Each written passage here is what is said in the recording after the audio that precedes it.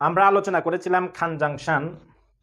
কনজাংশনের ভিতরে আমরা বা লিঙ্কিং ওয়ার্ডস আলোচনা করেছিলাম। প্রথম আলোচনা করেছিলাম আমরা যে কিছু কিছু লিঙ্কার অথবা কনজাংশনগুলো বাড়তি ইনফরমেশন প্রদান করে, দুইটা সেন্টেন্সকে অ্যাড করে এবং বাড়তি ইনফরমেশন অ্যাড করে। আরেক প্রকার আমরা আলোচনা করেছিলাম যে বিপরীত অর্থ প্রদান করে। কিছু কিছু লিঙ্কার অথবা কনজাংশনগুলি আছে যেগুলো বিপরীত অর্থ প্রদান করে, দুইটা সেন্টেন্স বিপরীতমুখী।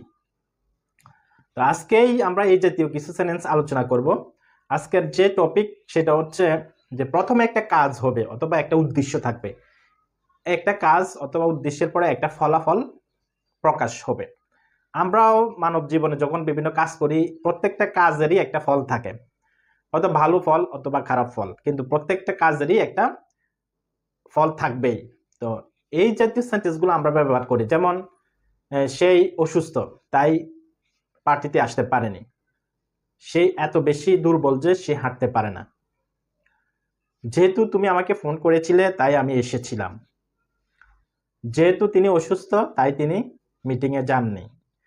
এই সেন্টেন্সগুলি একটা কজ আছে, একটা পারপাস আছে, যে একটা অ্যাকশনের কারণে আরেকটা অ্যাকশন ঘটেছে, একটা অ্যাকশনের কারণে আরেকটা অ্যাকশন ঘটেছে। তো এই কনজাংশনগুলি কিভাবে আমরা ব্যবহার করব, কেমনে ব্যবহার করব সেটা আমরা আলোচনা করব। এখন আমরা প্রেজগুলো দেখব, সিঙ্গেল ওয়ার্ডস অথবা প্রেজ যেগুলো আমরা দেখব, যে এখানে প্রথমে একটি কাজ, কারণ, উদ্দেশ্য অথবা তারপরে এর ফলাফল। প্রথমে এগুলো অর্থগুলো দেখি। সিন্স এস, যেহেতু সেহেতু, এটা অর্থ সিন্স অর্থ থেকে বললে হবে না, এখানে কনজাংশন হিসেবে ব্যবহার হলে যেহেতু সেহেতু অর্থ হবে। সিন্স এস এর অর্থ হচ্ছে যেহেতু সেহেতু, কনজাংশন হিসেবে ব্যবহার হলে।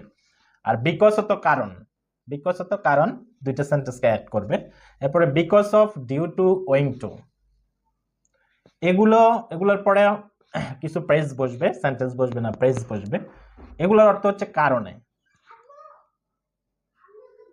এরপরে আছে so that, in order that. So that, in order that দুইটার অর্থ একই, এটা অর্থ হচ্ছে যাতে বা যেমন করে। এরপরে আছে সো এটা কনজাংশন অ্যাডভার্ব হিসেবে ব্যবহার করা যায়, এখানে আমরা কনজাংশন হিসেবে ব্যবহার করব। তো কনজাংশন হিসেবে ব্যবহার করলে দুইটা সেন্টেন্সকে যুক্ত করবে, তাই এটার অর্থ হবে তাই, সুতরাং। ফর অর্থের জন্য আমরা পড়েছি প্রেপজিশন হিসেবে, কিন্তু কনজাংশন হিসেবে যখন আমরা পড়ব ফর অর্থ কারণ, ফর অর্থ কারণ।